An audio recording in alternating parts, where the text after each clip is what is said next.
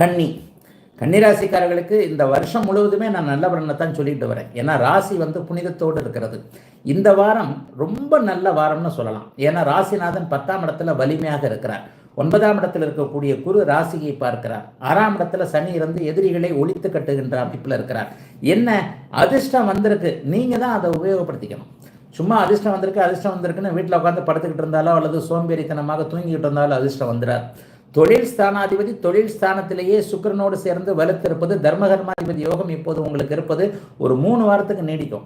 இந்த 3 வாரமும் நல்ல வேலை கிடைக்கும், நல்ல தொழில் உண்டாகும், வியாபாரம் நன்றாக இருக்கும். விவசாயம் சம்பந்தப்பட்ட விஷயங்கள் எந்த துறையில் இருக்கிறீங்களோ, ஐயா நான் ஒரு தறி நெய்கிறேன், ஒரு சின்ன மிஷின் வச்சிருக்கிறேன், ஸ்பின்னிங் மில் வச்சிருக்கிறேன், துணி வியாபாரம் பண்ணுறேன், அல்லது இரும்பு சார்ந்த வியாபாரம் பண்ணுறேன், ஒரு சிறிய மளிகை கடை வச்சிருக்கிறேன், என்ன ஜீவன அமைப்புகளில் இருக்கிறீங்களோ அந்த ஜீவன அமைப்புகளில், தொழில்துறை அமைப்புகளில், வியாபார அமைப்புகளில் கடந்த காலத்தில் இருந்து வந்த அத்தனை குறைகளும் விலகக்கூடிய அமைப்பு இப்போது கண்டிப்பாக அத்தனை கன்னிராசிக்காரர்களுக்கும் இன்னும் 3 வாரங்களுக்கு வருது.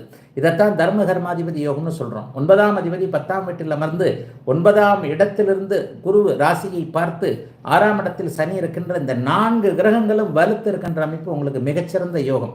இன்னொன்று பார்த்தீங்கன்னா, சூரியன் எப்போதெல்லாம் சூரியனும் செவ்வாயும் 10ஆம் இடத்துல இருக்கிறாங்களோ அப்போது அலுவலகத்தில் கூட உங்களுக்கு பதவி உயர்வு கிடைக்கும்.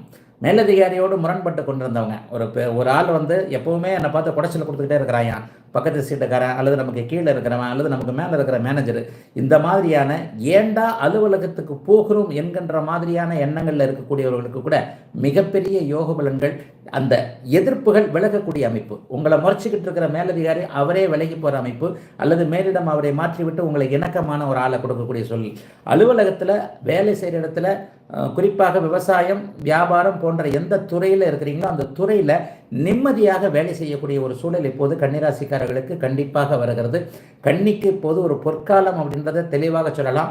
இந்த வாரம் முழுவதுமே 11, 12, 2 1ஆம் இடங்களில் சந்திரன் இருக்கிறார். வார ஆரம்பத்திலேயே 11ஆம் இடத்தில் அவர் இருக்கிறது. அண்ணன் தம்பிகள், தம்பி அக்கால் அண்ணன்களோடு முரண்பட்டு கொண்டிருந்தவர்களுக்கு அந்த அக்கா அண்ணன் மூலமாகவே நல்லவைகள் கிடைக்கக்கூடிய அமைப்பு. அக்கா அண்ணன்கிட்ட கையெழுத்து வாங்கணும், அவங்க கிட்ட இருந்து பணம் வரணும்னு எதிர்பார்த்தவங்களுக்கு பணம் கிடைக்கக்கூடிய அமைப்பாக இருக்கிறது. கன்னிக்கு வசந்த காலம் இந்த வாரம். எல்லாத்துலேயும் நல்லது நடக்கும். நீங்கள் தான் அந்த முயற்சிகளை அப்படியே முன்னேற்றமாக மாற்றிக்கொள்ள வேண்டும் என்பதுதான் இந்த வார பலனாக கன்னிக்கு இருக்கும்.